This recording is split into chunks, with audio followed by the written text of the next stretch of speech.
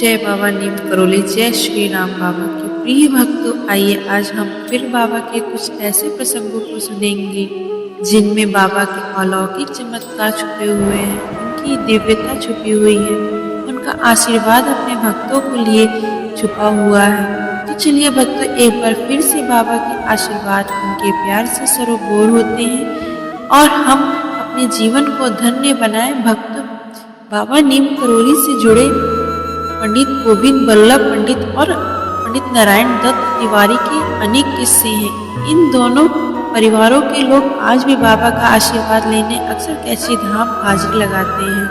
वैसे भक्तों, आस्था, भक्ति और विश्वास निजी जीवन के अंग है, इसीलिए इनमें से किसी के अनुभव अपने शब्दों में बताना उचित नहीं है।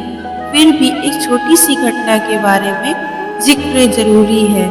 पंडित गोविंद बल्लभ पंत केंद्रीय मंत्री थे, संभवतः गृह मंत्री। उनकी तबीयत एक बार बहुत खराब हो गई थी। तभी एक दिन अचानक खराब हो गई। पंत जी ने नहीं रहे तो जब ये खबर सुनाई तो चिल्लाकर बोले, ये सब अफवाह है, पंत का जीवन अभी शेष है। और भक्तों, बाबा जी की ये बात बिल्कुल सही निकली। एक बार की बात है, बाबा एक गुफा में तपस्या कर रहे थे। उन्होंने एक भक्त को कहा कि उनकी तपस्या के दौरान कोई उस गुफा में न आए। मना करने के बावजूद भी एक भक्त उस गुफा में चला गया तो उसने देखा कि बाबा के पूरे शरीर पर कई सांप लौट रहे थे और भक्त को यह सब देखकर वह भक्त मूर्छित होकर वहीं गिर गया। तब बाबा बोले, मना किया था ना, फिर भी क्यों आए? इसके बाद बाबा ने उसके सिर पर हाथ फेरा और वह भक्त ठीक हो गया। बाबा अगर प्यार से अपने भक्तों को कुछ कहते भी थे तो वहीं दूसरी ओर बड़े प्यार से उन्हें लाड भी करते थे। लेकिन क्योंकि बाबा अपने भक्तों से बहुत प्यार करते थे, पता है भक्तों, बाबा की एक बहुत बड़ी खूबी थी। भक्त चाहे जैसा भी हो, अमीर हो या गरीब हो, आम आदमी हो या अधिकारी हो, कोई बहुत बड़ा नेता हो, वे सबसे एक समान ही मिला करते थे। और भक्तों के बीच कभी बाबा को कोई भेदभाव नहीं किया। किसी वजह से देश के बड़े नेता जैसे कि पंडित गोविंद बल्लभ पंत, डॉक्टर संपूर्णानंद, राष्ट्रपति वीवी गिरी, उपराष्ट्रपति गोपाल स्वरूप पाठक, राज्यपाल एवं केंद्र मंत्री के एम मुंशी जुगल किशोर, बिरला महाकवि सुमित्रानंदन पंत और देश के पहले प्रधानमंत्री पंडित जवाहरलाल नेहरू जैसे बड़ी बड़ी हस्तियां भी बाबा के दर्शन के लिए आती रहती हैं।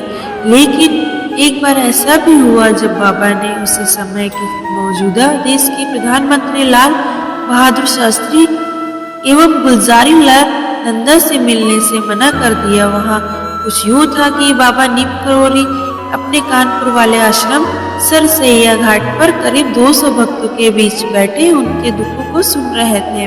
तभी अचानक कानपुर के एसपी और डीएसपी का बाबा के आश्रम में आना हुआ। उन्होंने कहा कि उनसे लाल बहादुर शास्त्री और गुलजारी लाल नंदा मिलना चाहते हैं, लेकिन बाबा ने उनसे मिलने से इनकार कर दिया। बाबा के मना करने के बाद भी एसपी और डीएसपी लाल बहादुर शास्त्री और गुलजारी लाल नंदा को लेकर बाबा के आश्रम में आ गए। लेकिन उनके आते ही बाबा अचानक अपने स्थान से गायब हो गए। लाल बहादुर शास्त्री और गुलजारी लाल नंदा के वापस जाते ही बाबा वापस भक्तों के बीच आ गए। इस घटना को देख भक्तों के बीच बैठे एक भक्त भगवती सेवक वाजपेयी ने बाबा से पूछा, महाराज जी, आपने दर्शन देने से इनकार क्यों कर दिया? तब बाबा ने बड़े प्रेम से उससे प्रश्न का जवाब दिया कि अगर लाल बहादुर शास्त्री और गुलजारी लाल नंदा स्वयं मिलने आते तो वो जरूर मिलते, लेकिन उन्होंने ऐसा ना करके पुलिस वालों का सहारा लिया, यानी अपने पावर का बेवजह सहारा लिया। इसलिए मैंने उनसे मिलने से मना कर दिया। और भक्तों, ये बात बिल्कुल सही है। क्या एक भक्त को अपने गुरु के ऊपर पावर का इस्तेमाल करना चाहिए? क्या उसे ये दिखाना चाहिए कि मैं कितना पावरफुल बन चुका हूँ? क्योंकि अगर वह ऐसा करता भी है तो सूरज को दिया दिखाने के समान है, तो खुद स्वयं भगवान है जो खुद परम शक्तिशाली है। उन्हें हम अपनी शक्ति कैसे दिखा सकते हैं? बाबा ने अपने भक्तों के बीच में जीवन में ऐसे कई सारे चमत्कार किए हैं जिनमें कहीं बड़े बड़े चमत्कार भी तो हैं, रोजमर्रा के छोटे छोटे चमत्कार भी शामिल हैं। एक बार बाबा के सभी भक्त उनके कैची धाम हनुमान दर्शन के लिए पहुंचे। भक्तों ने हनुमान जी की पूजा की, लेकिन आरती के लिए माचिस लाना भूल गए। तब बाबा ने चमत्कार करते हुए घी की बातियां को हाथ लगाया और वे जल उठे। तब आंखें फाड़कर हाथ प्रभु होते हुए बाबा को देखते रह गए। ऐसे एक बार की बात है, नैनीताल स्थित हनुमानगढ़ी के मंदिर का निर्माण कार्य चल रहा था और बारिश बहुत तेज हो गई। बारिश के कारण काम रुक गया और मंदिर के निर्माण में रुकावट आने लगी।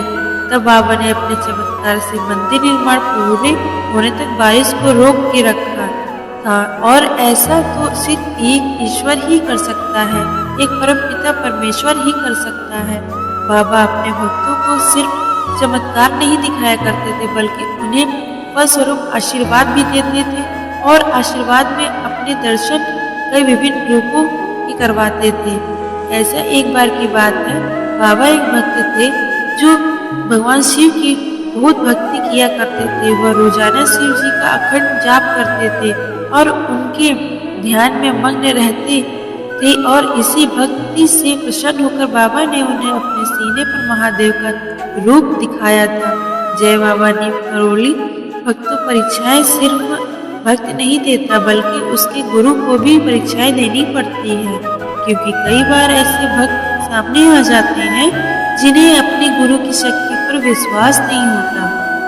उन्हें लगता है कि क्या वाकई में हमारा गुरु ऐसे चमत्कार कर सकता है। ऐसे एक बार एक बात है, एक शकालू भक्त ने महाराज जी की दिव्य शक्ति को चुनौती देते हुए उनसे हनुमान चालीसा का उपयोग करके भविष्यवाणी करने का अनुरोध किया, और बाबा ने सभी को आश्चर्यचकित करते हुए अपनी गहन आध्यात्मिक अंतर्दृष्टि को साबित करते हुए घटनाओं की सटीक भविष्यवाणी की, और वह भक्त देखता ही रह गया।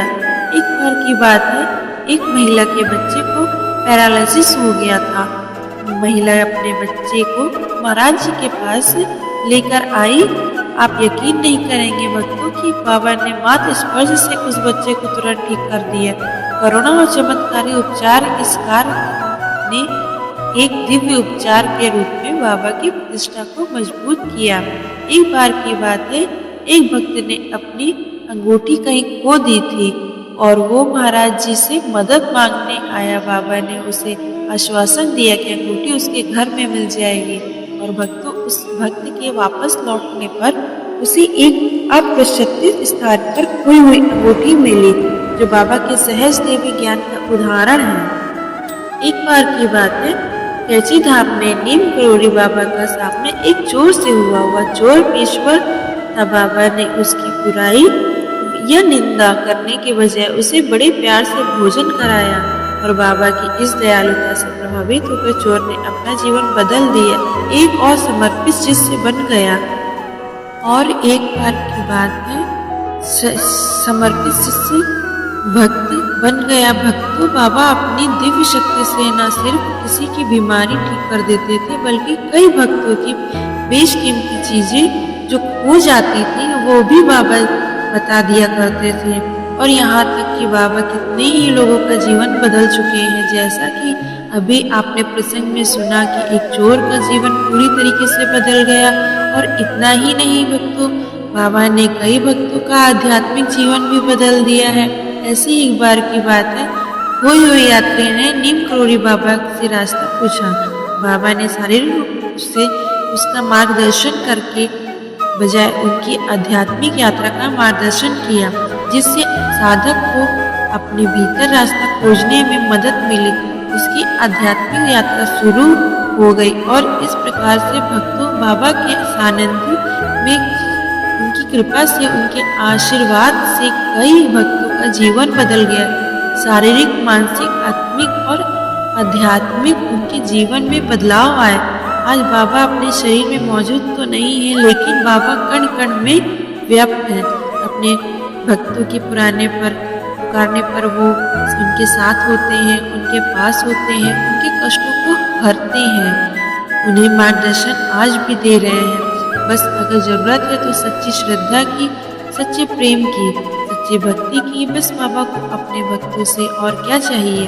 अगर एक भक्त बाबा को इतना भी दे दे तो बाबा तो उसे न्यारे कर देंगे, कल्याण कर देंगे, उसका जीवन पूर्ण रूप से बदल देंगे। इसी के साथ भक्तों आज के प्रसंग में हम यही समाप्त करते हैं।